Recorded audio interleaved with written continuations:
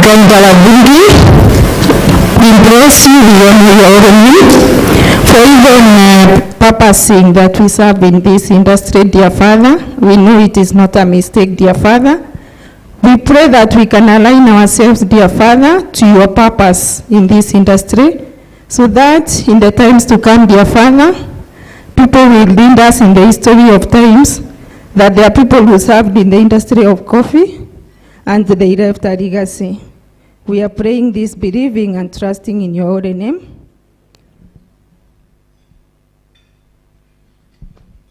Thank you very much, Sarah.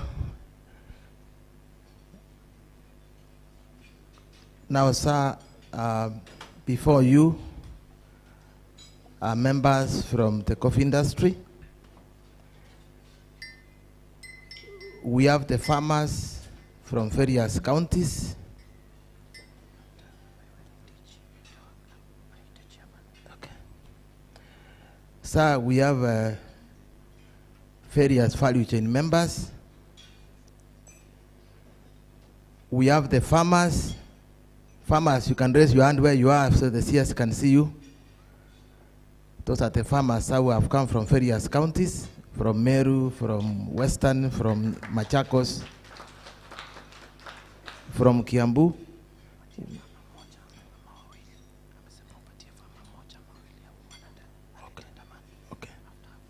Okay. Now, sir, we have the task force you appointed to come up with a report. They are seated here. The task force members. We have officials from other government agencies like the Coffee Research Institute. The Nairobi Exchange, you are here today to receive your remarks. And without further ado, sir, I wish to invite two farmers to say one or two things before we proceed with the program. So, two farmers who wish to say something about the coffee industry and what is happening today.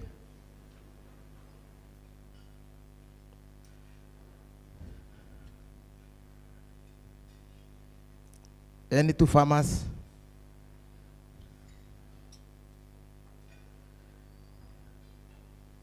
Please come forward.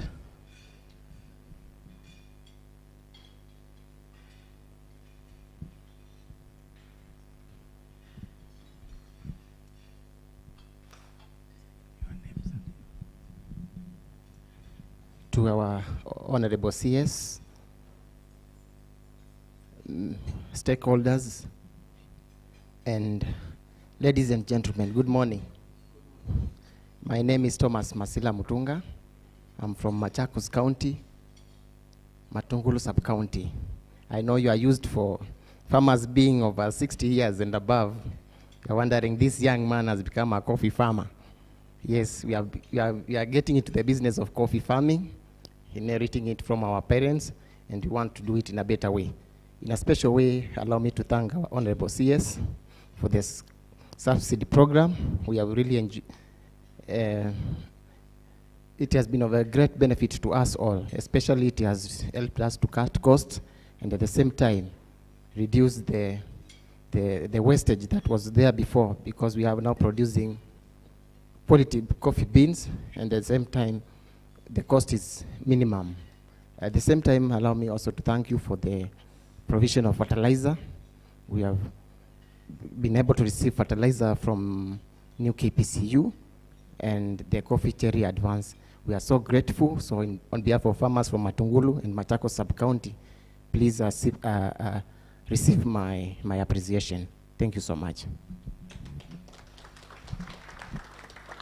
Asanteni sana, Mukulima. Do we have a second farmer who may wish to say something before we progress with the program? Please come forward.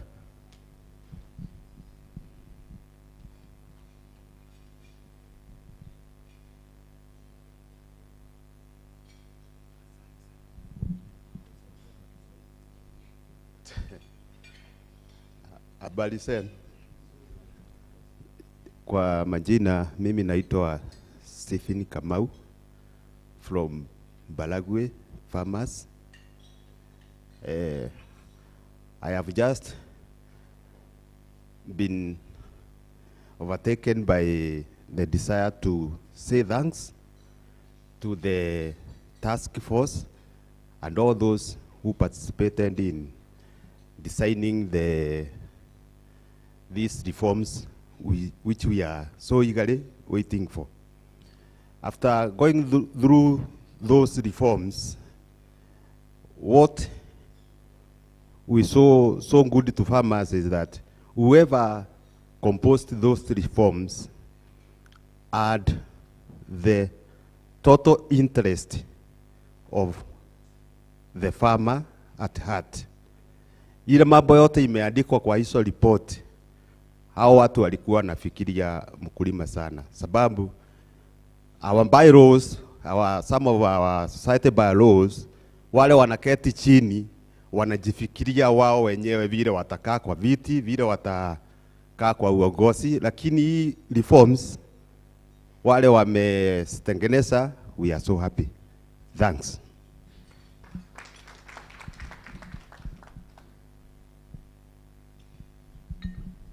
Tungetaka mkulima kutoka Western region. Western region, one farmer, preferably a lady. We have Gladwell Momanyi. Where is she? Please come and say a few words.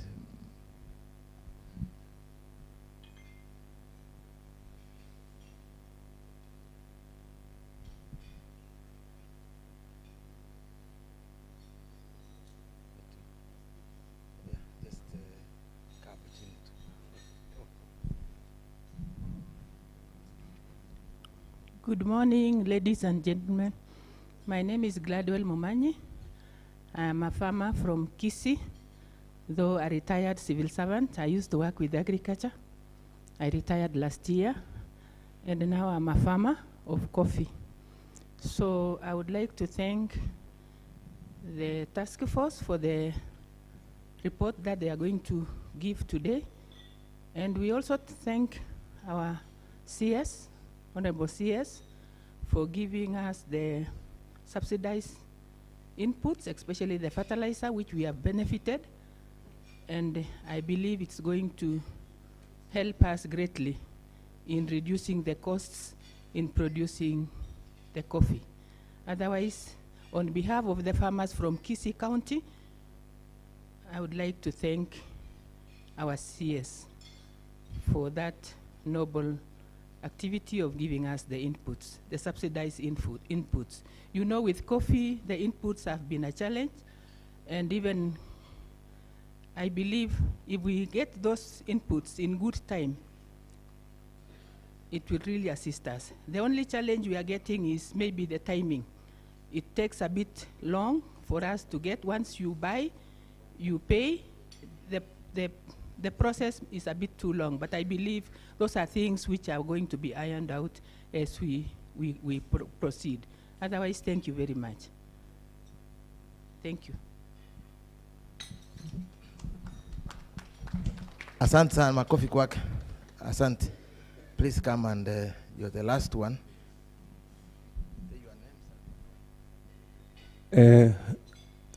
Minister wetu mpendwa na wageni wote, mimi naitwa Simon Kinga Shiande, chairman wa Kiungani Coffee Growers Cooperative Society kutoka upande wa Trans Nzoia County.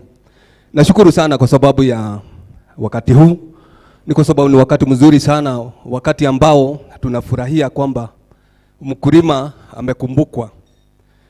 Tumekuwa na shida sana kwa sababu ya mambo ya inputs, na kwa safari ya kwanza tumefaidika na inputs kupitia kwa New KPCU. Haswa kama mimi, society yangu imefaidika, na ndio peke yake imefaidika katika Trans Nzoia County, na hii imetusaidia sana, na najua sasa hii mambo ikiendelea mkulima atafaidika. Nashukuru sana, asante sana. Asante sana wakulima. Wasiri, wakulima wanasema some of the reforms you have put in place is what they are highlighting. So without much ado, I want to call on the Director General of the Agriculture and Food Authority, Madam Petrus Nyamwamu, to say a few things before we invite the task force chairman to speak.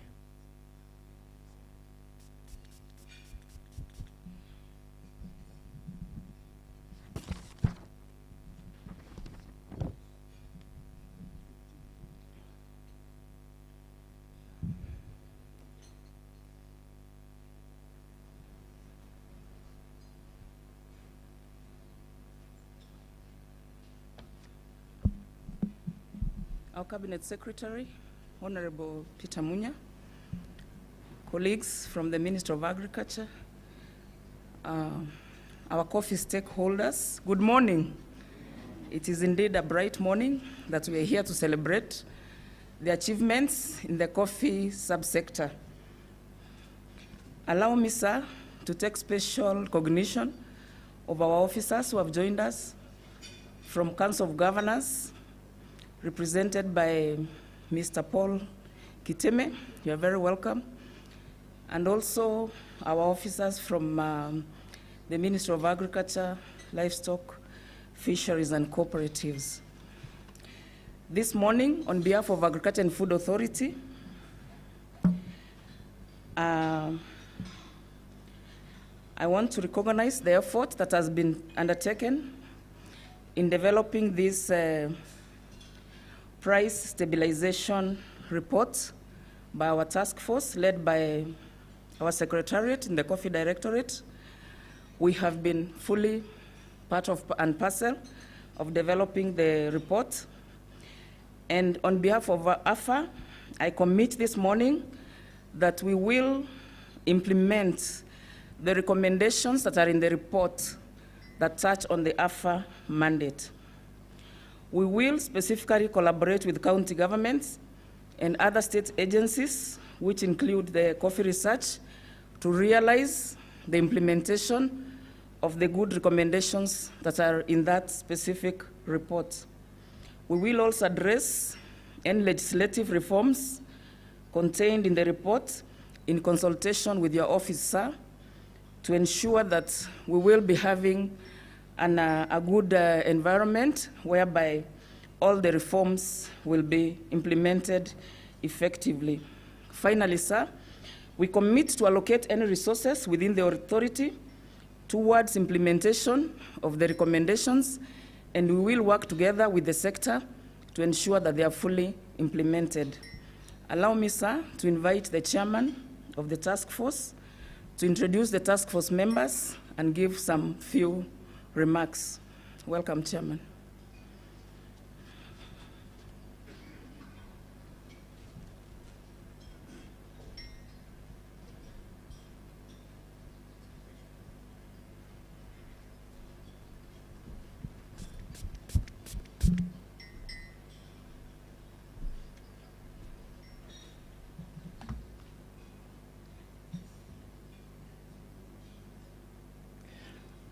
Good morning, everybody. Good morning, Cabinet Secretary.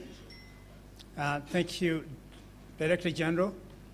I want to welcome particularly the farmers here today, because when our task force was formed, it was intended to be absolutely and completely farmer-centric. And the man who introduced us, who asked us to do this job, was none other than Cabinet Secretary Peter Munya. Let me start with a quote. The strength is granted to us when we are needed to serve great causes. This is such a time. Let us act. Now, that was Churchill. The man who I truly believe has been granted that strength to perform this task is none other than Cabinet Secretary Peter Peter Munya. Let me start by telling you exactly how I believe that. On November 11, let me see if I can get this.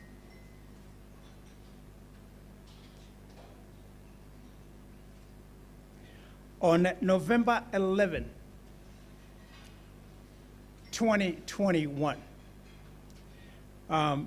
a driver from the Coffee Directorate and myself were driving all the way from Eldoret, and we were headed to Ward Baringo. At exactly 8:26 a.m., I received a text message, and the Cabinet Secretary Munya, you will excuse me because I didn't ask you for your authority to quote you on the text message. I received a text message from Peter Munya. So I'll take the liberties of reading that text message so you can hear what the Cabinet Secretary told me on that text message. And this is what he wrote, 8:26 a.m.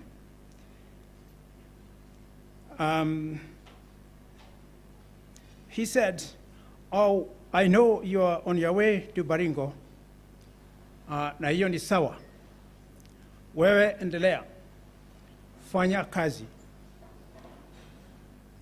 I will be seeing you again soon, but I want you to say hello to the people of Baringo." That is Cabinet Secretary Peter Munya writing at 8:26 a.m. on November 11 at 26 a.m.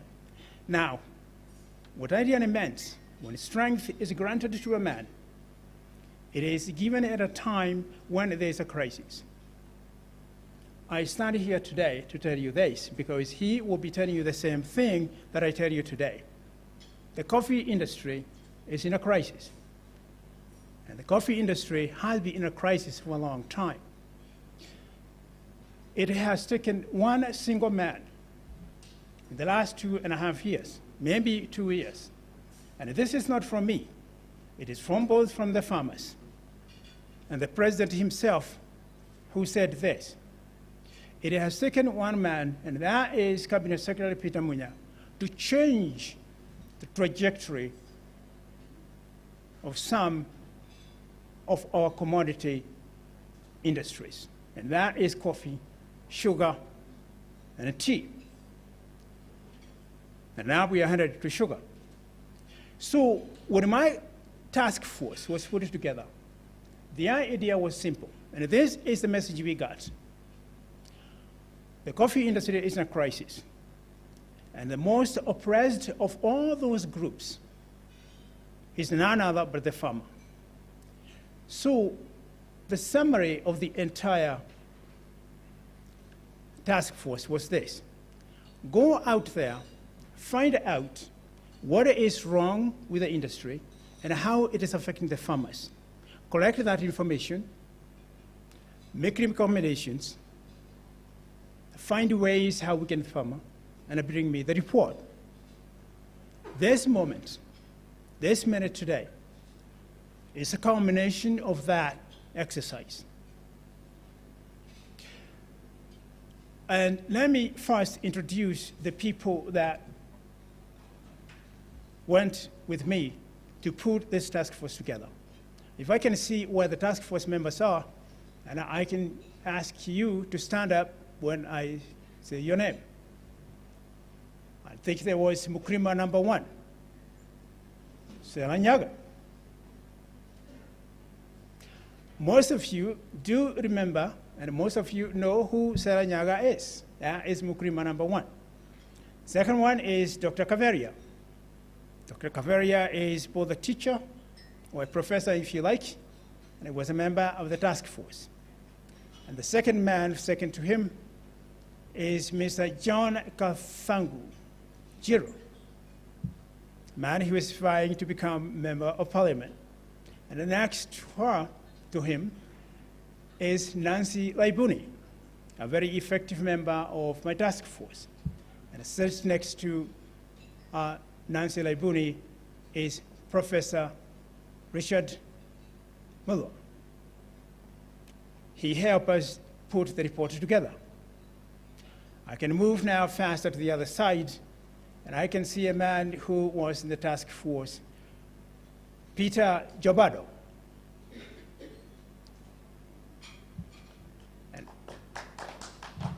And next to him is Osiako, Nahashon Osiako. And next to Osiako is Mr. Giteme. Mr. Giteme also works for the Council of Governors. Then we have Naomi Mombi, a very effective member of the task force, and also works for the Ministry of Agriculture. Now, I don't want to skip over some of the details. The task force, when it was put together, was meant to serve two purposes, both coffee and sugar. Now, this report today is about coffee. It's not about sugar. But we do have some members of the task force from the sugar, because we divided ourselves into two sections, one for coffee and the other one for sugar. Sugar will come at a later date. Now, we had a pretty good time because when we were putting this process together, because we thought it was going to be easy. That is what you might think. But I have found out, like everything else in this country, it is tough. It is tough because every process in this country is jiggered toward accomplishing a certain end, and that end is always crooked, it's always anti-somebody. And most of the systems that have been put together in the last 30, 40 years in the coffee industry are all against the farmer. The farmer, honestly speaking, is the most abused person in this country. And it doesn't really matter whether it is a coffee farmer or any other farmer. So when I say that Peter Munya was put at this point in the Ministry of Agriculture, is for that purpose, for it has taken so many other cabinet secretaries and ministers before that, and they never made a dent. But he was the first person to say this. We have reports coming from everywhere. They tell us about that group, and about this group, and about the next group. The only one thing that they have never even told us is about the farmer.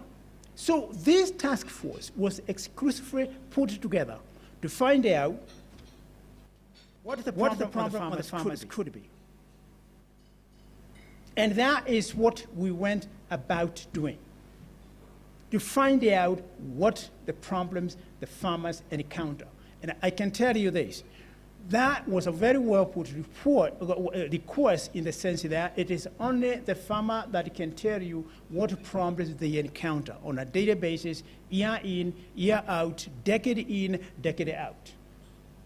And during all that period, farmers have had a seriously difficult problems. Now, there are two ways that you can look at this from the coffee industry side. You can look at the supply chain, and you can look at the value chain. I know in this country, we like to talk more about the value chain. The value chain basically means this. You have a product that has been sent to you by someone else, and you do a couple of things to it, and you produce what it is that you want, and then you sell it. That is part of the reason why when the Western world wants our coffee, we export beans. We get them from other farmers, we do a couple of things, we dry them up, and we put them in trucks, and then we ship them out. And they go out there and do the value chain. And then they bring it back to us, and they sell it to us, and we drink it. What people have forgotten is the other side of the chain, which is the supply chain. And it is the farmer who really takes the entire risks of the production of the coffee crop. No one else. Not the millers, not the marketers, not the dealers, not any other crooked person in the process. And there are many. And it's a tragedy. The farmer pays for every risk encountered in the production of coffee. And I can never speak of anything else as unfair as that. And I don't believe there is anybody else who can speak as effectively as the problems in the coffee industry more than the Cabinet Secretary himself. So I will not go into the detail into that because he's a very able man and he has done it effectively. But I can tell you this, as I stand here today, the coffee industry is in a crisis. It has not been brought on by the farmer. It has been brought on by successful governments that have neglected the farmer, and the farmer has been left alone to carry the bag of tragedies. People who used to be wealthy, they educated their children. They brought foreign exchange into this country. Great men and great women of a different generation.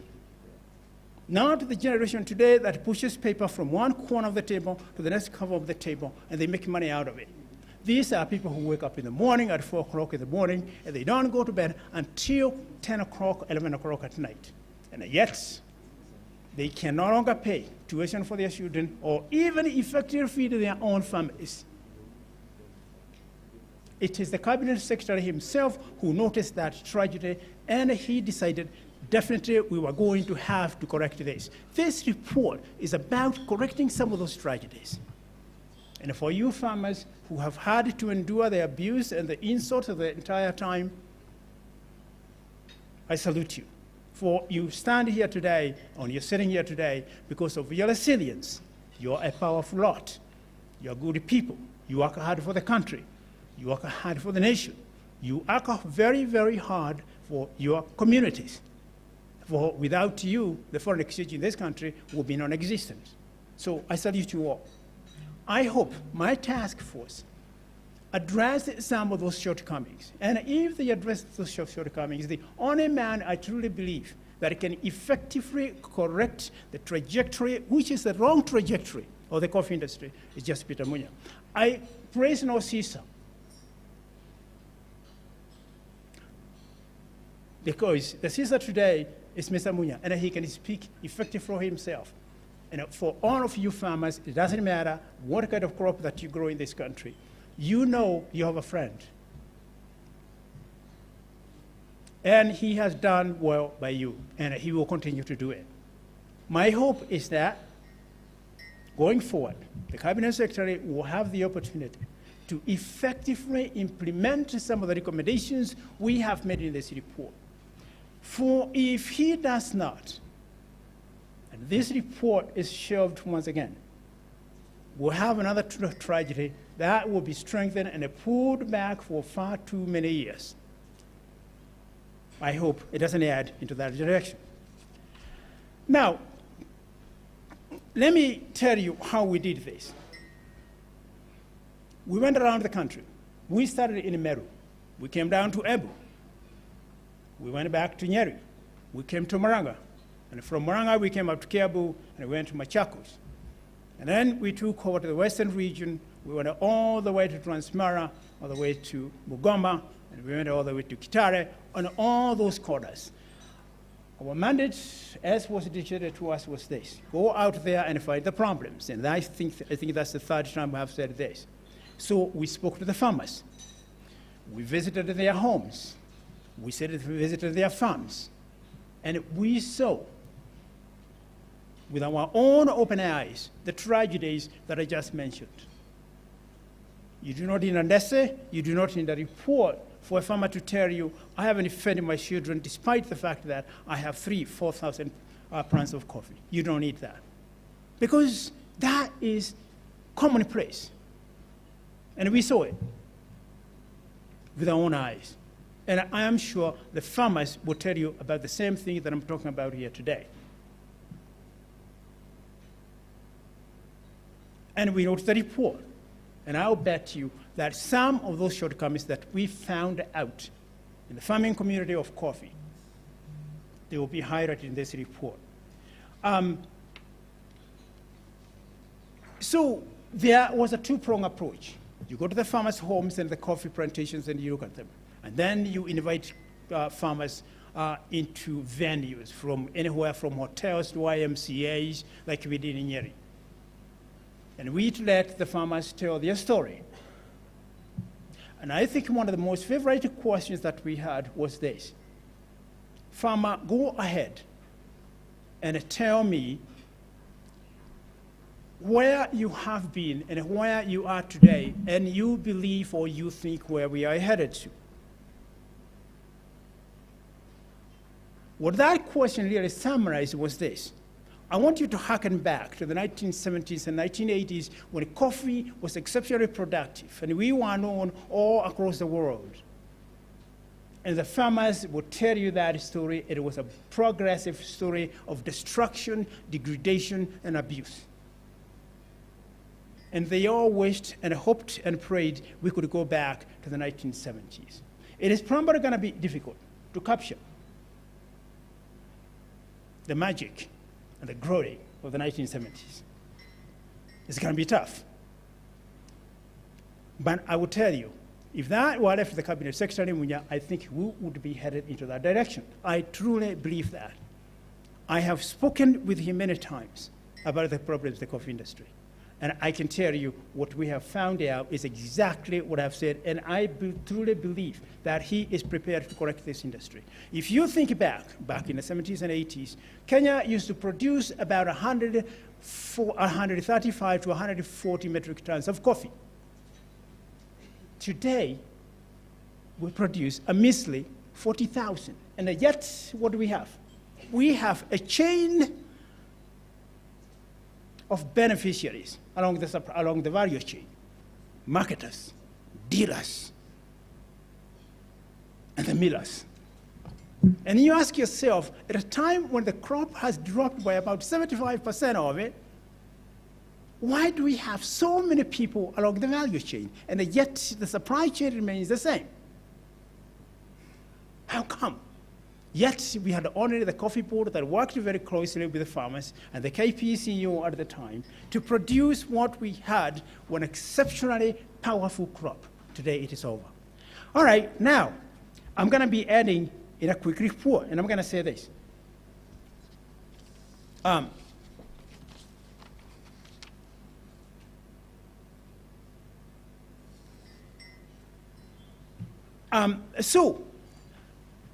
going to say a couple of things before I finish. So,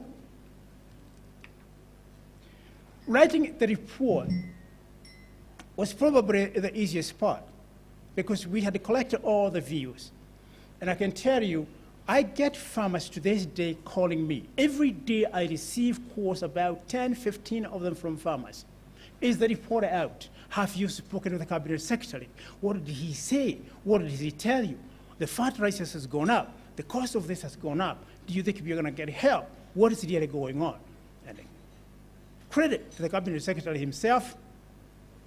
In the last couple of weeks, he has lowered by fiat, and probably support from the government itself, the prices of fertilizers by 41%.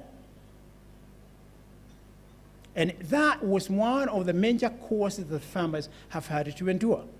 There are a chain of others. The farmers has to hire people, has transportation, herbicides sometimes that are corrupted with a system that you don't understand, mostly diluted, fertilizers that have been poisoned. You kind of wonder, what kind of nation do we live in? Honestly. It took one guy, Peter Munya, to say, enough is enough. We're going to have to find out what the problems are. And that is clearly summarized in his text message of November 11. Because he said, go out there, say hello to the farmers of Baringo, find out what the problems are. And they love him, and they adore him. If you are from Baringo, you know that I read that message that morning. Now, where are we going? It's a tough road ahead. So, it's going to be difficult. The road ahead is rough. In a country where there are cartels was just about everything and anything that you can imagine, it's not an easy task, but it can be done. There are enough good, honest, God-fearing, and decent people in this society who can always be called upon to do the right thing. My task force, myself and the cabinet secretary were called upon to do a small part of that. It's going to be tough. Now, here is what I think our report will say. We have to take care of farmers. And we have to take care of farmers by first looking at the supply chain. The supply chain is what I said is this. The farmer buys everything. He produces the coffee beans or cherry. And he sells it, takes it through the KPC or someone else, and then it is sold to someone else. The millers and the coffees, that is where all other these busybodies come in to benefit. But if something ever goes wrong, that coffee goes straight back to the farmer. And they have to pay the price, and they have nowhere else to go. And they don't have any godfathers. Probably the only person who came ever close to being a godfather is nobody else but the cabinet secretary himself. So the comments, the summary of the report essentially says this. We need to take care of the supply chain. We need to see how the farmer can be helped. Because the entire idea of the report was to try to stabilize not just prices, but the incomes of the farmer. Because it's really very difficult to affect prices of a commodity that worldwide is traded on the commodities exchange. But you can affect the incomes of the farmer. And one way of doing that is removing probably or affecting some of the busybodies from the supply chain and taking some of the risks from the farmer and taking them over to the value chain. That is some of the ways that you can do it. Other ways of doing it, we have to expand the coffee industry and we have to look for markets. The markets themselves, what is this? What is this? What is this? Okay. What is this one? So we have to affect the side of the value chain or the supply chain. And then we will have to find out how we can market the coffee. Whether we go back to what we used to call the coffee board or not, it has to be a body that is responsive directly to the farmers. Nobody in between. I would prefer the model of the 1970s and 1980s because it was really good and it captured the magic of the coffee industry. And then from that point on, there is regulation that needs to be captured to capture all those things and put them together and take them through parliament. So there are a number of things that one can do. Some of them are tactical and some of them are long-term or strategic. Strategic in the sense that they have to go through parliament and the cabinet secretary has to do all that. Some that are tactical, we can have them done. How far they can get done, I'm not very sure. But I am sure that the cabinet secretary will find a way. He's a very resourceful and a smart guy. I keep referring to him because without him, I don't really think that any farmer will have benefited from the kind of reforms that he has put together in this country for the farmer, whether it is in coffee, in sugar, or in tea itself.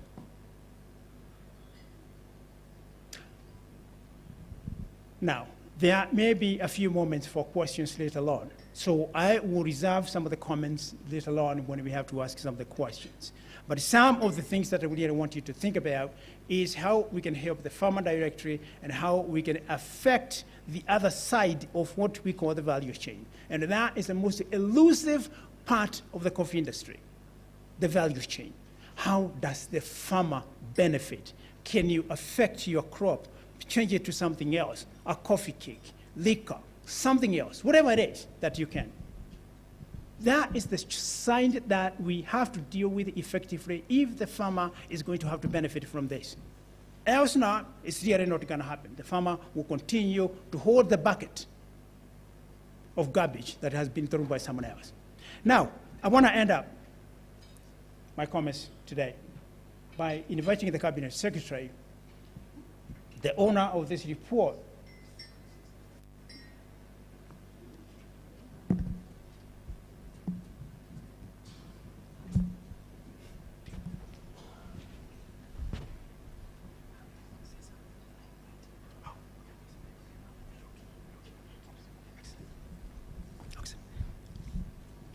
I was going to skip a very important man, but I was told I would be shot at if I haven't. I do that.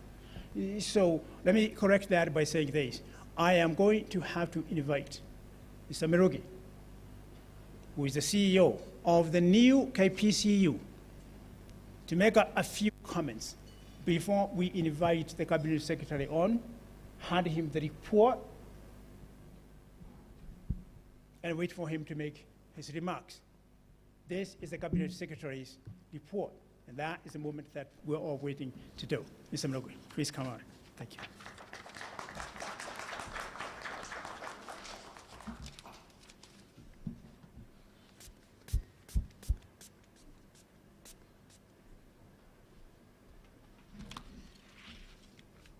The Cabinet Secretary, Ministry of Agriculture, Livestock, Fisheries and Cooperatives, the task force led by our able chairman, Coffee Directorate, all other stakeholders present, farmers, good morning. My name is Mirugi from New KPCU, the Managing Director, and I just want to say something in brief before we invite our chief guest, who's the Cabinet Secretary. Today is the launch of the Coffee Task Force report, and also reviewing the gains that we've made in the coffee sector. I will not belabor so much on the gains because our chief guest is here, and he's better placed to tell us more of the gains. But I'm sure, even by the testimony of the farmers that have stood here, I'm sure we have a testimony as we live here that it is true that we are making strides in reforming this sector and bringing back to its long-lost glory.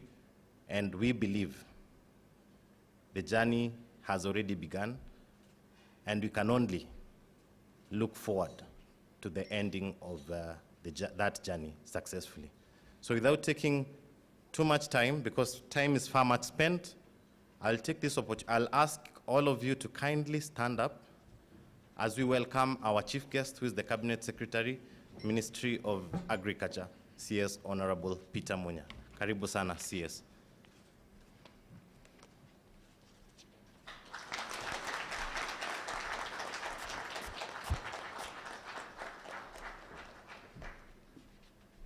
Thank you very much. Tunaweza kuketi.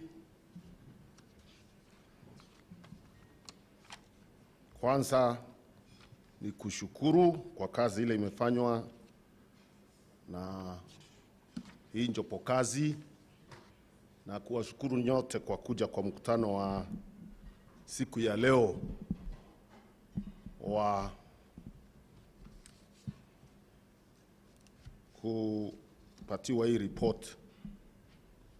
Niwashukuru wakulima wale wameweza kufika kuwakilisha wakulima wengine. Niwashukuru wataalamu kwa hiyo task force, niseme wamefanya kazi nzuri.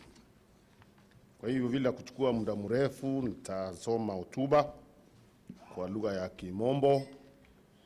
Distinguished guests, ladies and gentlemen, it gives me great pleasure to join the coffee industry fraternity during the launch of the coffee prices stabilization framework, a major milestone in our continued reform agenda.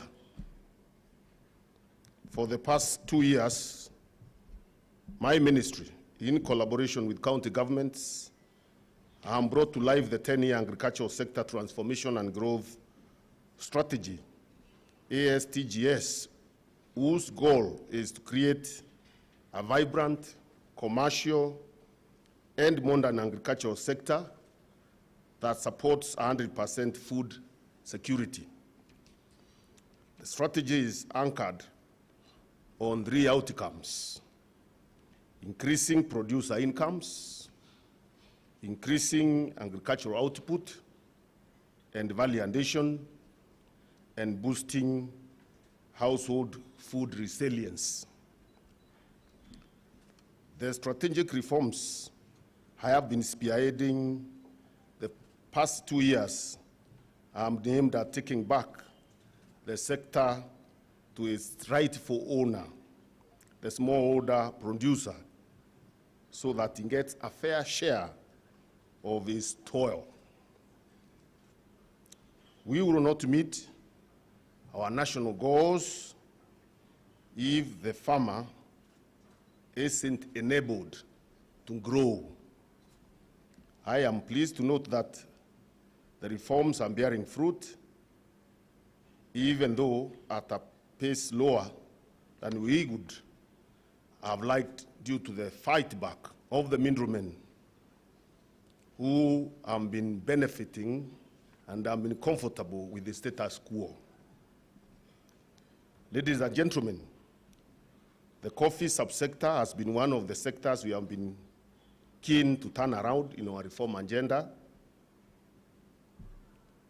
The government has always taken economic empowerment, foreign exchange earnings, food security, and job creation, among others. The government has factored the coffee industry in its Vision 2030 and recognizes coffee as one of the critical subsectors in its economic development blueprint. The coffee subsector is also recognized in the Big Four agenda as its activities directly or indirectly contribute to food security and manufacturing through establishment of agro-processing industries. Coffee is currently grown in 33 counties by an estimated 800,000 smallholder growers and 3,000 coffee estates with a total acreage of 119,675 hectares being dedicated to coffee production. The top 5 counties are Kiambu, Kirinyaga, Murang'a, Nyeri, and Embu, all in the Mount Kenya region. Other counties with great potential outside the mountain region are Kericho, Bungoma, Trans Nzoia, Nandi, and Kisii. Looking at the historical performance, the coffee subsector attained remarkable growth soon after independence, which led to the growth of an all-time high production of 129,637 metric tons in 1987-1988 during the famous coffee boom. However, the subsector has in the last 2 decades encountered challenges which have resulted to a significant drop in production and earnings, pushing the coffee industry from the prestigious #1 foreign exchange earner to the 4th position after tea, tourism, and horticulture.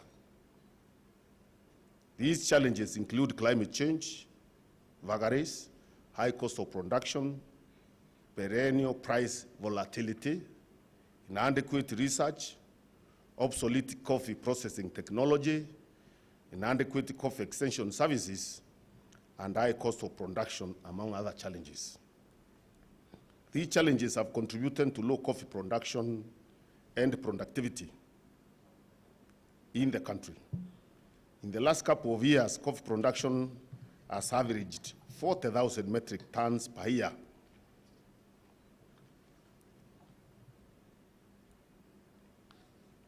Productivity equally dropped from a high of 6 kilograms per tree in 1988 to the current 2 kilograms per tree.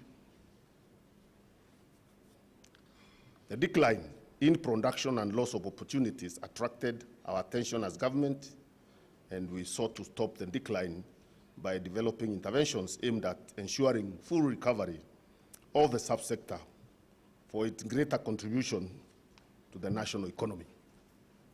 Of course, those who write about the challenges never mention the mismanagement in the sector, which is a major contributor to the decline in the sector. They talk about climate change, obsolete technology, all those things, but nobody really mentions the biggest contributor to the decline of the subsector, mismanagement and corruption. You will find, for example, a society deducts close to 25% of the earnings for running of the society.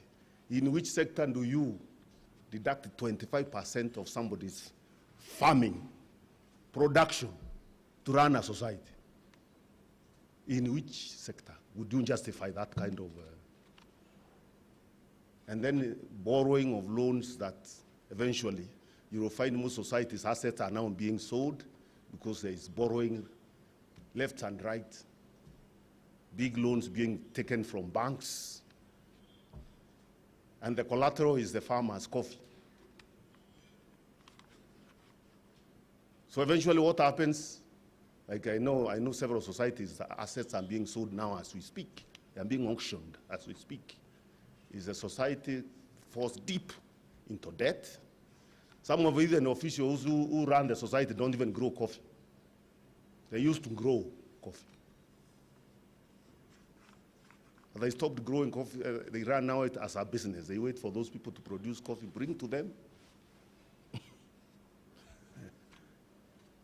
And when I'm saying this, I am not saying all societies. I'm just saying, I'm sure some are very well run, especially those who can see that are posting very good earnings to their farmers. Those who are now paying farmers 100 plus. Those are very well run societies. But majority of them are very badly run. So in our investigation, nobody really talks about that.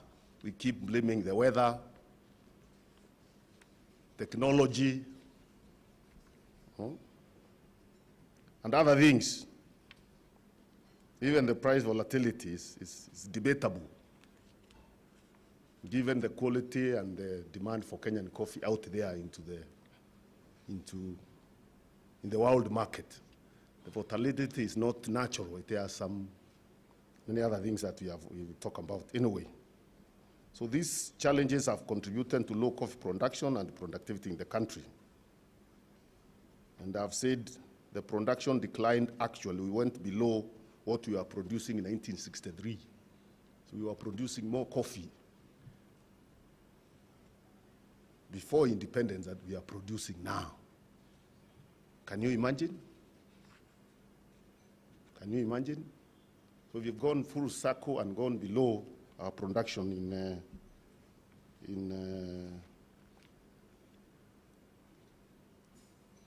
at independence. But anyway, there is hope, and there is a lot that we have done, and there's a lot that we can do to turn around the sector and bring it back to where it was. So in 2016, the president appointed a task force which compiled a comprehensive report. The report contains a raft of recommendations geared at full recovery of the coffee subsector. From these recommendations that the national government, in collaboration with counties and other stakeholders, instituted a number of reforms in the coffee subsector which have resulted in a positive impact within a very short period.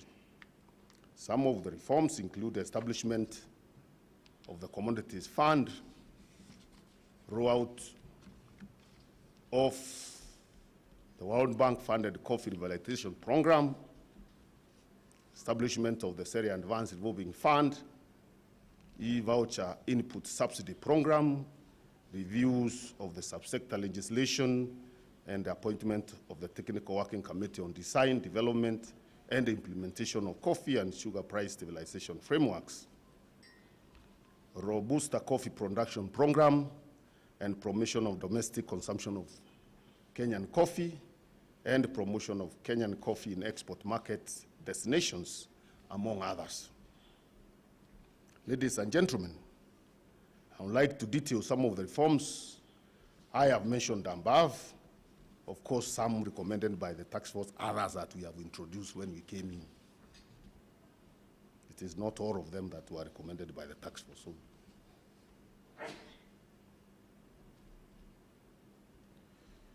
a Kenya shillings 2.7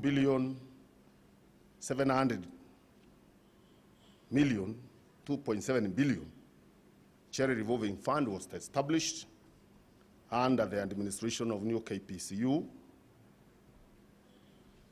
total of Kenya shillings 177,836,478 has been disbursed, benefiting 15,703 farmers from 16 counties, and the sensitization is ongoing to reach out to more farmers.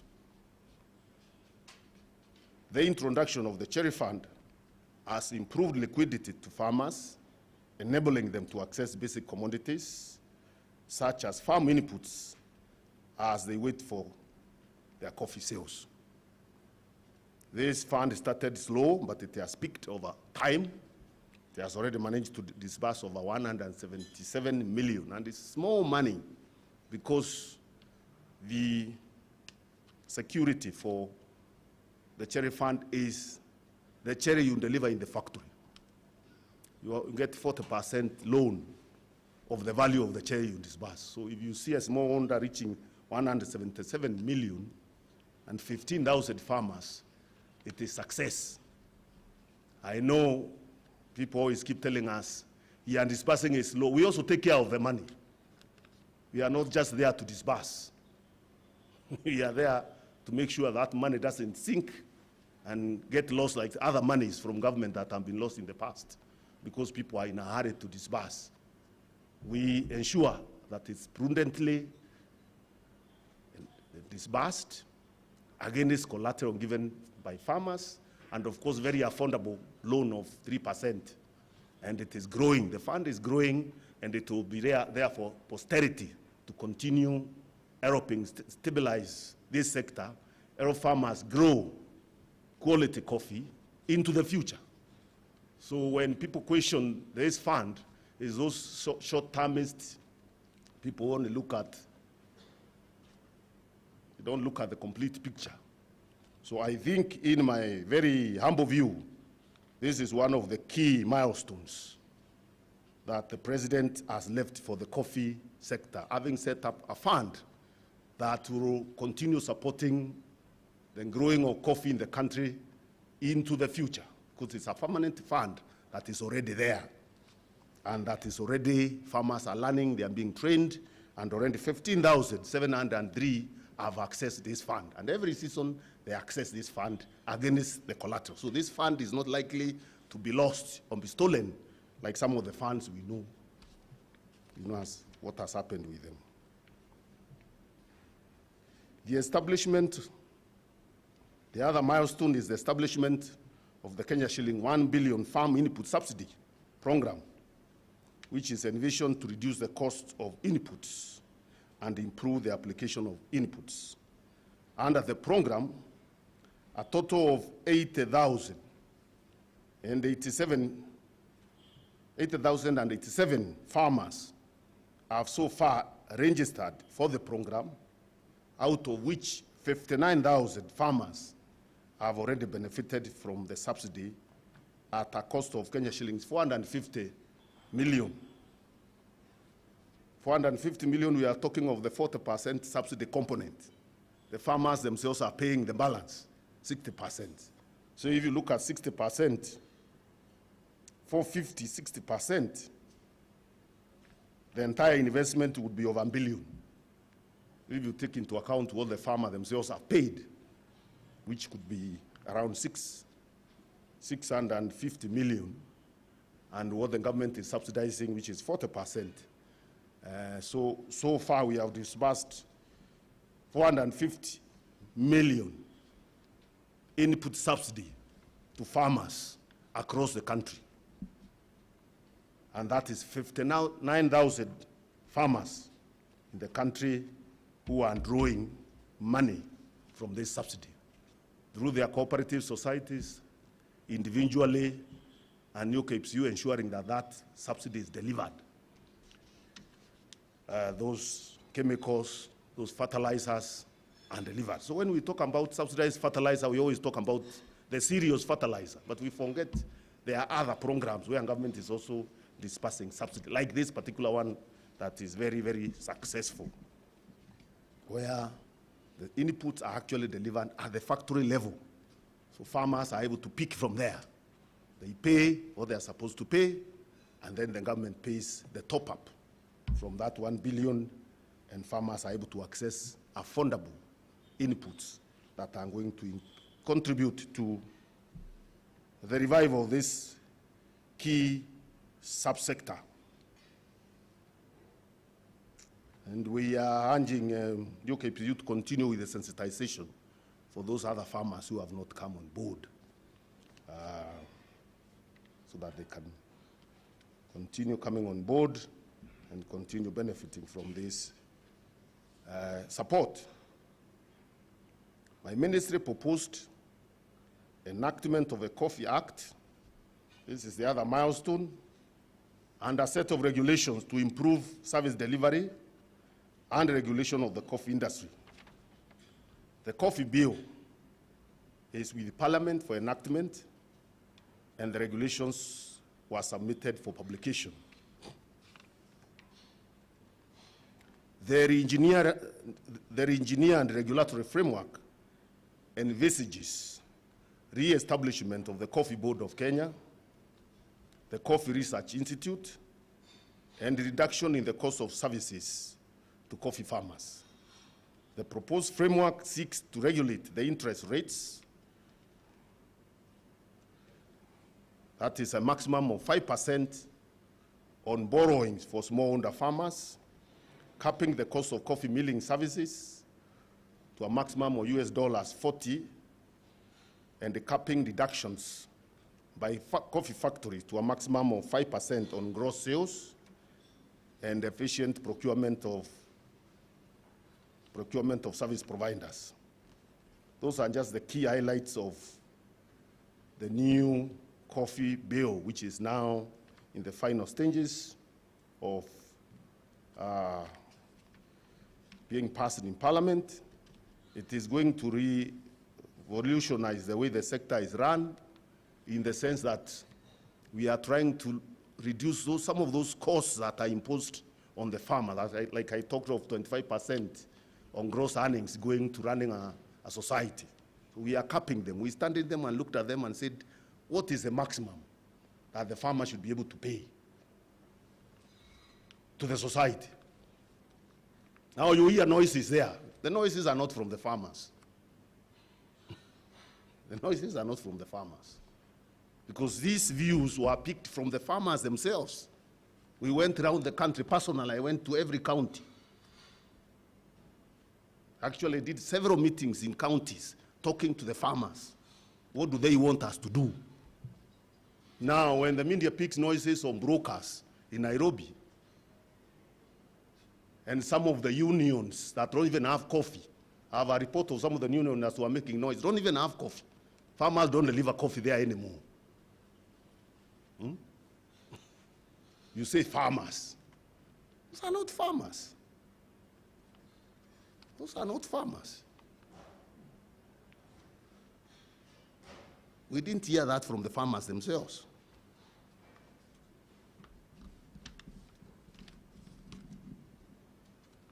So this framework we have proposed will change very many things, and we hope Parliament will not amend them, because I know there was another bill also introduced from the Senate by one of the senators that was intended to torpedo this one. I hope the bill that was developed by farmers themselves, we went editing recommendations, directing, getting recommendations from farmers, so that we ensure that the exploitation of the farmer is minimized, so that the farmer pays for the service that he receives. If you look at the societies, a lot of them don't do any milling. Actually, it's an aggregation center. Most of them don't have a mill. The pulping is done at the factory level. Then the coffee is moved from the factory level directly to the miller. So the society, what justifies that the society should take 25% of the farmer's earning? For what service? For what service? Maybe if there's an investment they have done, fine.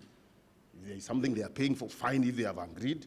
But surely justifying 25% of earnings to go to a society when the actual service that is provided for is at the factory level is not fair.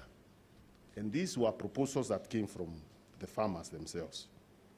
The farmers also, of course, we also introduced a key recommendation that is missing here, is a direct settlement system, where when you deduct the taxes and you deduct the earnings for the factory and for the society, the other money you pay directly to the farmer's account.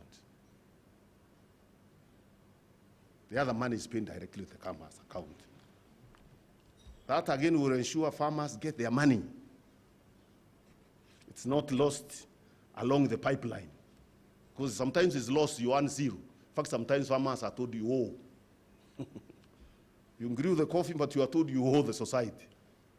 How did you come to owe the society? Some societies borrow until you can't imagine even the lender, the bank that is giving that kind of money. Like a society in Nyeri. Setua, Kewamururu, what is it? Yes, where you borrow 600 million. Is it 600? Was it 600 or 60? Yes, it reached to 600 million. Borrowed by a society. What will be the farmers be growing to repay that kind of loan? Gold. They will be digging gold from some gold reserve somewhere in their society. And you see that money is borrowed without any regard to the farmer. The farmer never even met to authorize that borrowing. It's just a few officials sitting somewhere, colluding with a financial institution. They get the money, and the money never reaches the farm. Money never reaches the farm. And then we came to discover even that money was not going to the society. A company was created. A private company is created where the money goes. And then we say we are fighting corruption and nobody takes action on that one. We say we are fighting corruption up here. Those reports are there, nothing has happened. It is there, it is known, nothing has happened. So the biggest problem with this sector is that those issues we are talking about, governance issues, that these regulations are addressing. And of course, the law now is in Parliament. We have also concluded the bill, the regulations. We realize that by the time we wait for this bill, we don't know when it will come, so we have done regulations under the Crops Act, because the Crops Act still empowers us to do regulations. We have concluded those regulations that actually reflect some of these key provisions, and they are with the Attorney General. One of the issues that keep coming is the involvement of the Capital Markets Authority in licensing players in the coffee exchange. It is totally erroneous. The coffee exchange, even though it's called a coffee exchange, is actually a coffee auction. It's not an exchange. The coffee exchange is a name, just a name. But what they do is actually we are auctioning commodities. Commodities. There are no stocks for the capital market to regulate. The capital markets regulate stocks and the futures. That market has not grown to that level. So if the capital market is the authority is regulating exchange, I don't know which one, because we don't have any in Kenya. So let's stop continuing to mislead the public. What we have in agricultural commodities are still traditional auctions. Even the one in Mombasa is an auction. So I don't know why the special interest with coffee by Capital Markets Authority. Why can't they regulate even the cattle auctions? Can they go and pick brokers and license them to run the auctions for cattle? What is special with the coffee? We know it's another window to continue. We know what it is. And the amendments, I'm told it originated from me. I was a Minister for Trade. I never originated any amendment to the Capital Markets Act to give the mandate to. So who originated it? None. Sio mimi. Amendments come from the minister, they go, they are approved, they go to the cabinet, then they go to Parliament. Who? Not me. But I have no problem with the capital market. Let them regulate exchanges. When the exchange will be set up, because I know there is a proposal to set up an exchange by the Ministry of Trade, then they will regulate. But the coffee exchange is actually a coffee auction, just like the tea auction in Mombasa and other auctions that are happening. Some in a very rudimentary way, others more organized, that, like the coffee exchange and the tea exchange in Mombasa. They don't become, the coffee auction in Mombasa. Meanwhile, the Coffee Directorate will continue regulating the trading in the coffee exchange, which is actually an institution owned by under the Coffee Directorate.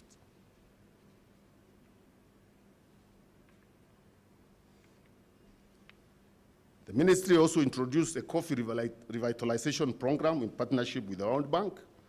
Phase 1 of the project covers 8 counties in the Mount Kenya region and Machakos. Phase 2 of the program shall spread to other regions. Some of the key achievements of the project include the configuration of soil-specific fertilizer formula by MEA and CFAO companies, ongoing soil analysis to inform the application of farm inputs, support towards production of coffee planting materials, among other things. So we started this program also to help improve technology in the factories. And you remember, we have said that technology is one of the main problems, modernizing the factories. We haven't done much because of those processes of World Bank, the delays. But we are moving on. We should be able to, when the second phase of NARIC, which is NARIC 2, comes on board, we will be able to expand the program to cover the entire country where coffee is grown, and that program has already been negotiated and signed. So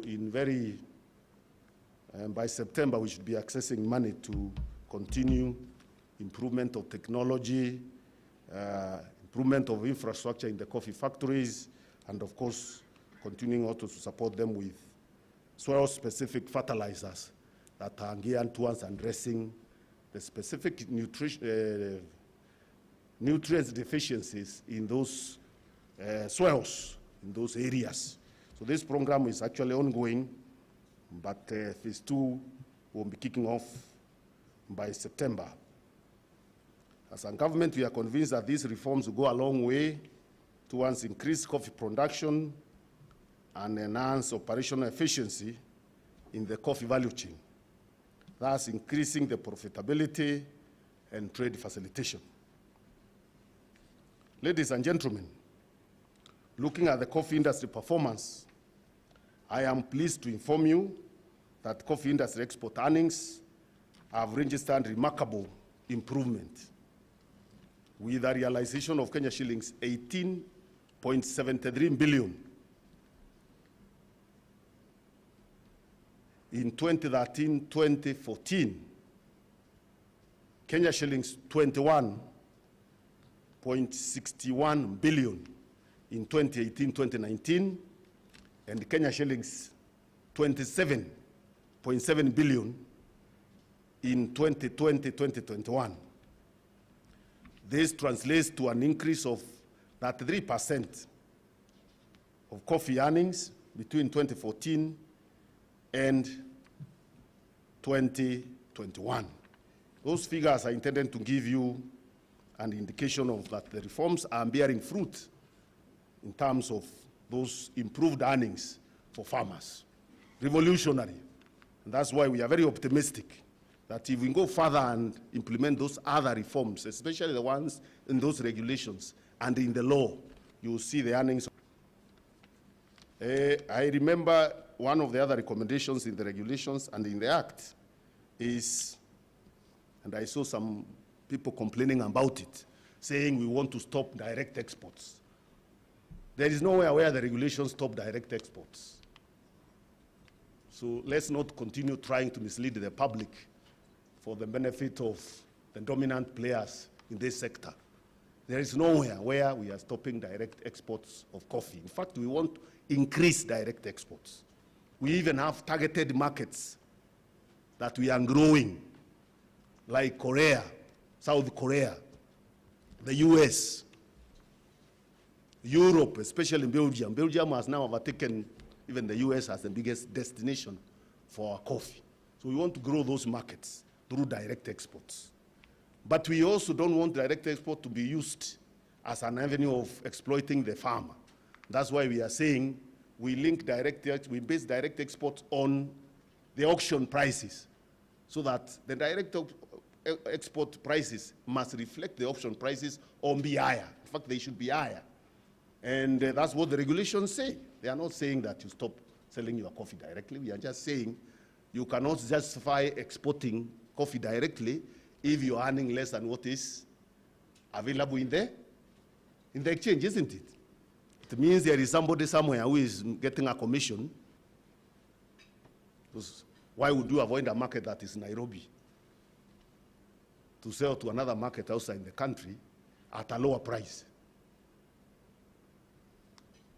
So what we have done with the regulations is to link the two, to say, yes, you'll be exporting your coffee directly wherever you want to sell, but we must compare the prices at the auction and those prices you are getting.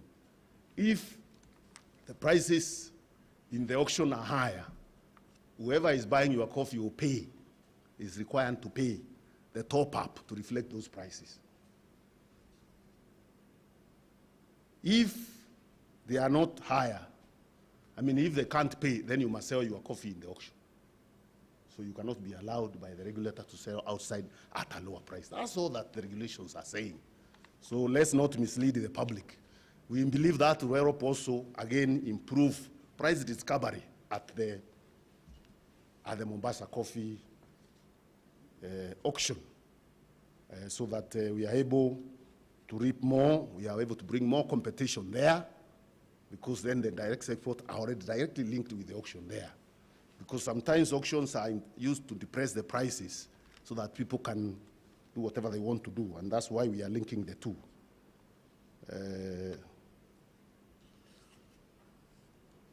So that point we wanted to come out very clearly, that there is nothing like stopping direct sales.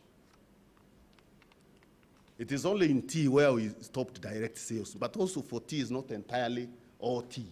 We said that specialty teas can continue being sold directly because they are a special category and they have special farmers. But the rest of the tea, we said we realized the problem why the price was low is because there were deals being made between those who are buying directly out there and the people doing the marketing. That was depressing the pricing. That's why we said non-direct sales for the tea in Mombasa. But for coffee, we haven't, because we can still see the direct sales for coffee are still reasonable and good prices. But we want to be sure that nothing happens that is not, that is untoward, by making sure that regulations are pointed very clearly, that link the export prices with the prices at the auction to ensure the farmer gets the best price available in the market, especially given the fact that the players there in the auction are also very few. So the average coffee prices per 60 kg bag of coffee have grown from US dollars 184.60 in 2018, 2019, to US dollars 337.30 in 2020-2021, which translates to an 83% improvement in coffee prices. 83% improvement between 2018, 2019 financial year to 2020, 2021. So coffee boom is coming back. And we are asking people, go back to reinvest in the coffee. Go back. Turudi kwa mashamba tukalime kahawa, kwa sababu bei ni nzuri. Pia turudi huko tuhakikishe society zimesimamiwa vyema. Hakuna uporaji. the good price is able to impact on the farmer himself directly, so that the farmer can continue reinvesting in coffee farming. So we believe the sector, not believe, it is clear from the statistics that we are doing well, and we would want to go back to and growing more, especially given the environment the government is creating and the support through subsidized inputs and other support that the government is giving to this sector. These are auction and direct sales.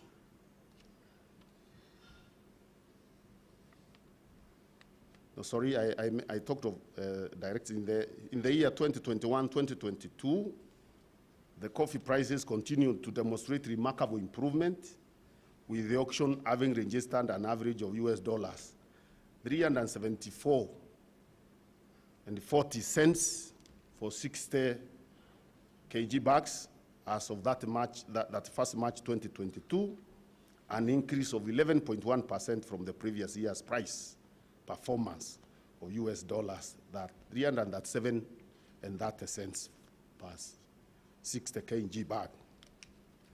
These high auction and direct sales have translated into remarkable improvement in coffee payments to coffee growers, with several societies registering coffee payment exceeding 100 shillings per kg of cherry in the coffee year 2020-2021.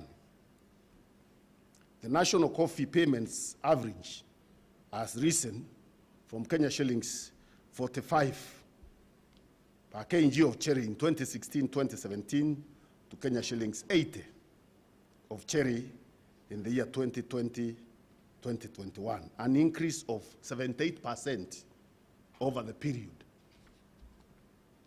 This is indeed very significant increase in coffee prices, and we don't see any decline moving forward as we reestablish ourselves into the world market, as our coffee finds its way there, and its reputation, especially as we continue improving on the quality of what we are producing. Then we expect the sector even to grow further. In 2021-2022 season, several cooperative societies have made payments of over Kenya shillings 100 per kg of cherry. Just to give some examples, Musaraga factory of Baragwi in Kirinyaga paid 128 shillings per kg of cherry. And I would want you to clap for them. That's why I was saying I'm not condemning all societies. I'm saying there are some that are doing quite well, and we need to recognize that, and we need the others to learn from.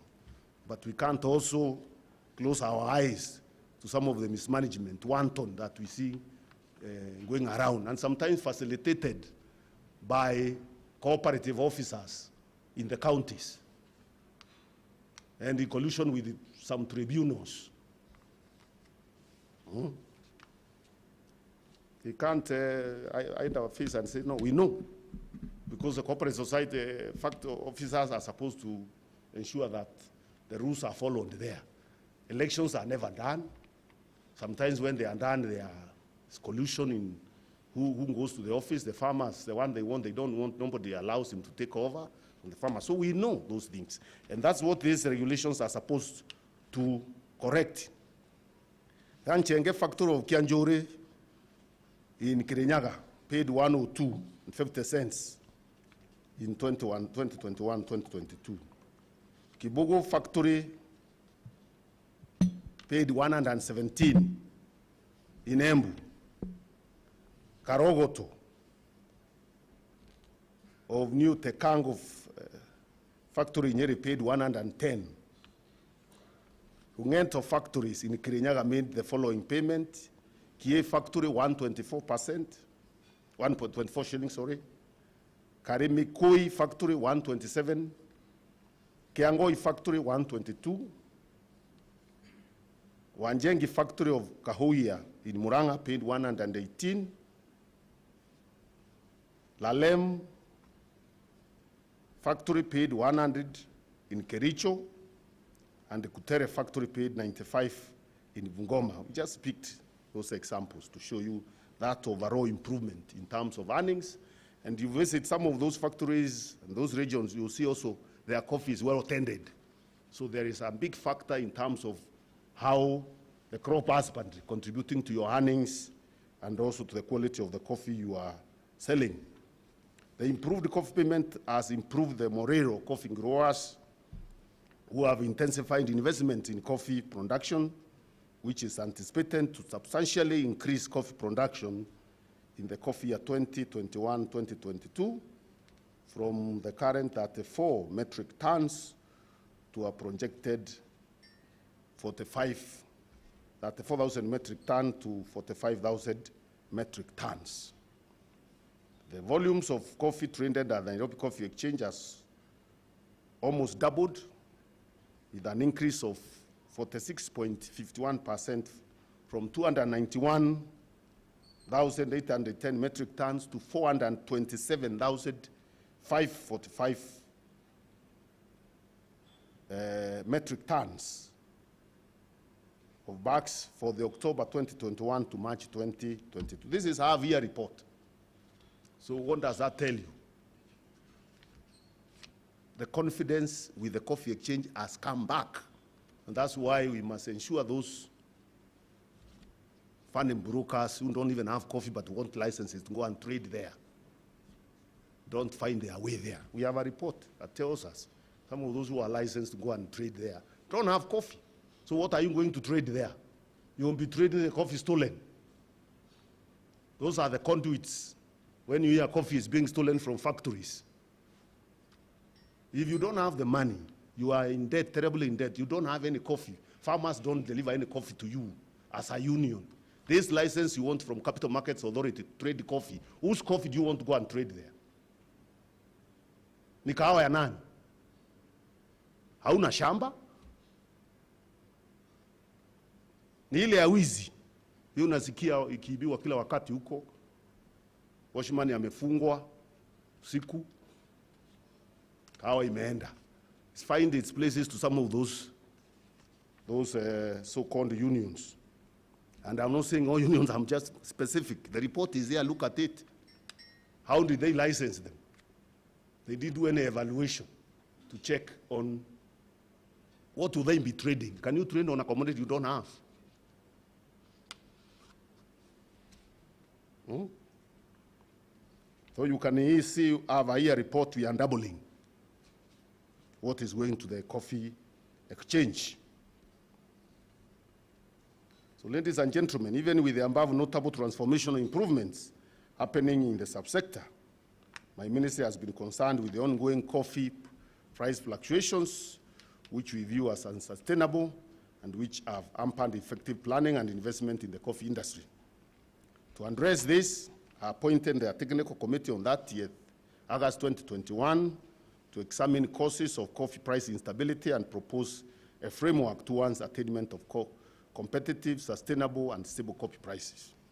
The task force members engaged stakeholders and established several factors which contribute to the volatile and unfavorable coffee prices, namely inadequate coffee extension services, inadequate quality coffee planting materials, inadequate coffee research services, obsolete primary coffee processing equipment, poor corporate governance, global coffee demand and supply factors, high costs of coffee production, factors such as farm inputs, and global coffee prices volatility.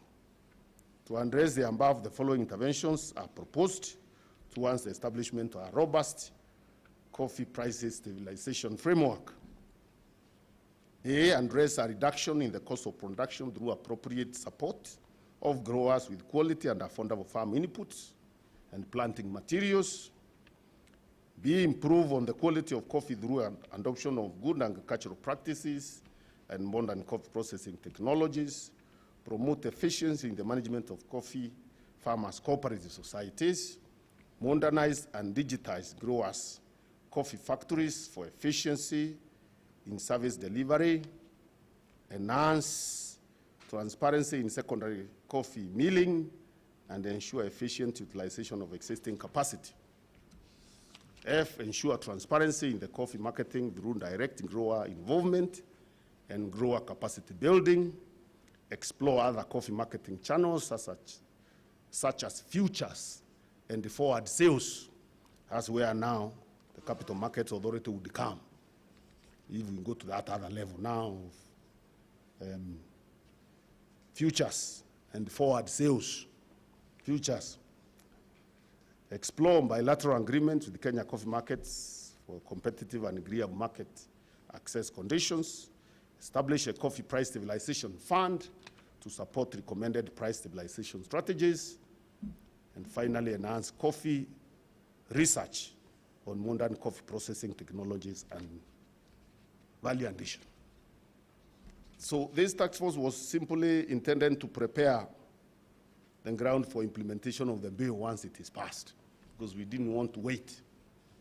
We knew there are recommendations that required more clarity that were in the bill. The setting up, of course, of the new coffee board, because we want to go back to the board that used to help focusing on the subsector, and then give back the strength that used to be there in the coffee research when the Coffee Research Foundation was autonomous. Now they do very little because they have no money. They have been put under CARO. CARO is a huge institution that is very difficult to run because it is too big. So the focus, when you are focusing on so many value chains, you miss some of the important value chains depending on the focus of the management at that time. That's why we are integrating and returning back value-specific institutions, like the team board is already there, the coffee board is coming once this bill is passed, then the coffee research institution becomes a unit on its own with its own funding. We did that with tea. Even tea research is already in the process of being autonomous so that they can be able to focus their research and innovation to help us improve this sector by coming up with varieties that are better for our market and, of course, for growing. If you look at our tea, for example, a lot of the tea bushes are very old tea bushes that were planted a long time ago. They have completely finished their lifetime. We need to come up with a way of re-establishing new ones, and tea research becomes very important. So this is why we appointed this task force, basically to prepare so that once the law is passed, we don't have to go back now, wasting more time. And they have done these recommendations. We've been saying, because we appointed the task force to work on tea and coffee and the sugar, because the sugar bill is also in Parliament, even though it has delayed. I don't know why it is still there. It was the first one to go there before coffee, but it's still there, hanging there. We hear there are people who want to delay it there for whatever reason. But it will eventually come out. Sindio? Itatoka tu, na hata wakulima wa sukari wataanza pia kusaidika. But imekaa huko. Ilianza zamani. When I came to the ministry, the task force report was already there. The bill was done, we did it, bando iko huko. Tunawasi wabunge wasiende likizo bila kumalizana na hiyo sheria ya kusaidia wakulima wa sukari, ambao wengi ni kutoka Western Kenya na Coast ambao wako kwa shinda mingi. Hatuwezi kumaliza hizo shinda kama hatuna sheria. We put a very good framework that has good policies to revive that sector. But it is a pity that bill is taking forever. But anyway, we took a step of preparing for the bill when it comes, and this task force was doing both coffee and tea. I mean, both coffee and sugar. Hiyo report ya sukari naitaka Jumatatu. Mimi sitangoja saindi ya hiyo. I want the report submitted to me on Monday. In whatever form it is, I move from there. Sitangoja mambo mingi, story mingi, tupate hiyo report vile ilivyo. Simulisunguka mkapata views kutoka kwa wakulima na mko na report, tupatieni hiyo report Monday. Iwe part of the record of government for what is to be done moving forward. So I am pleased to note that the task force has put together a comprehensive risk mitigation framework which seek to address some of the challenges highlighted so as to attain stable incomes. Some of the risk mitigation strategies proposed include intensifying the research on coffee production, climate change adaptation, adoption of integrated soil health and fertility technologies, provision of adequate allocation for price stabilization framework, establishment of robust regulatory and research institutions, development of coffee master plan, adoption of lean organizational structures, adoption of prudent financial management practices, and use of the credit reference bureau platform, setting indicative prices mechanism to facilitate growers' negotiation of prices, development of robust coffee marketing strategies, and enhancing enforcement of standards and the regulatory framework. These measures, once implemented, are anticipated to further contribute to full revitalization of the coffee industry. Ladies and gentlemen, while we are committed towards introducing reforms in the coffee industry, we call upon county governments, industry stakeholders, private sector, trading fraternity, and the media to support the reform agenda. We urge coffee buyers to continue sourcing Kenyan coffee and to give our farmers favorable coffee prices for sustainability of the coffee business. As I conclude my remarks today, I wish to appreciate the great efforts of the task force members who developed the coffee price stabilization framework and the Agriculture and Food Authority for their technical support. I also extend my sincere gratitude to coffee farmers and the industry stakeholders for attending this launch and for availing information which has facilitated development of the coffee prices stabilization framework.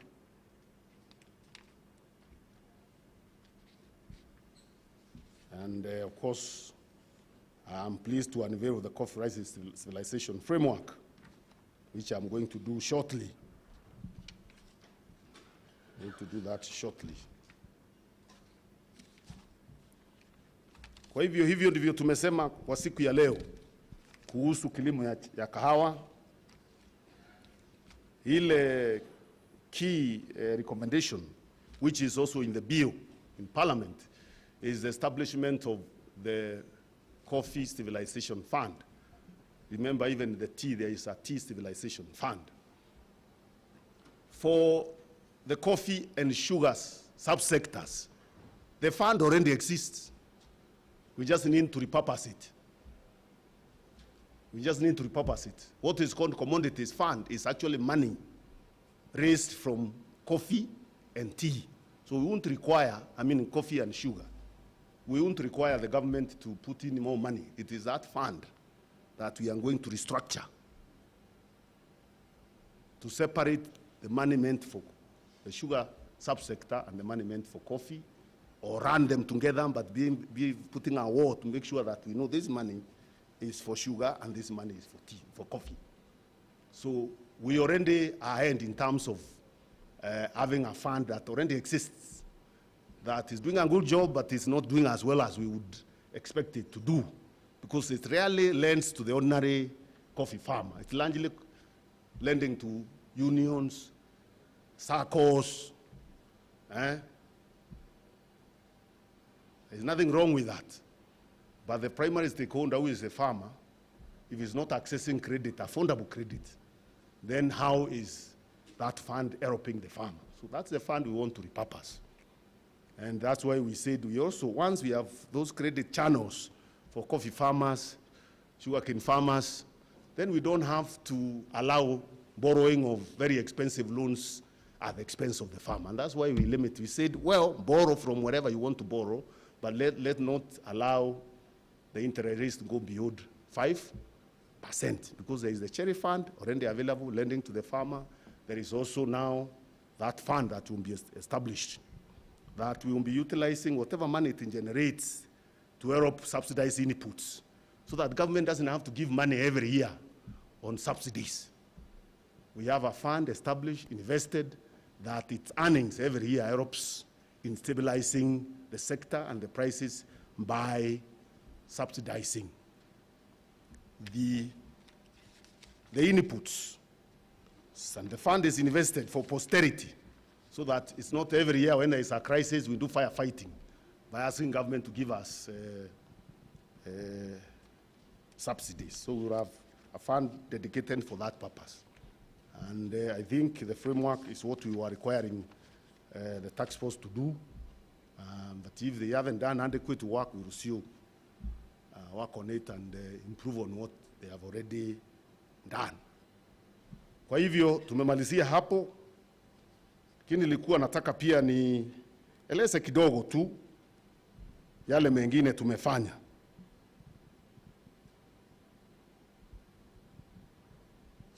Hata kama leo ni mambo ya kahawa, kuna mengine mengi tumefanya kwa sekta hii ya kilimo ambayo imebadilisha sekta hii kabisa.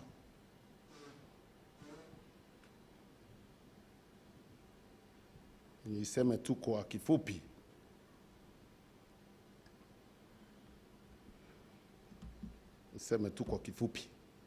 Tumekuwa tukiongea mambo ya subsidies, support to farmers. I want to say that we've been running a very robust program driven by technology to support farmers with affordable inputs. We've been doing that with programs that are running in the ministry in partnership with counties. I know sometimes counties say they are the ones doing, but it is us who have provided the money. We come up with the framework. We ensure that money, farmers are registered and farmers get the money. And we've been mobilizing farmers into farmer institutions so that we can be able to support them when they are aggregated together. And so far, in the programs that we call NARIC and KSAP, and I'm just mentioning a few of them that we've been running with credit from the World Bank, we've been able to actually mobilize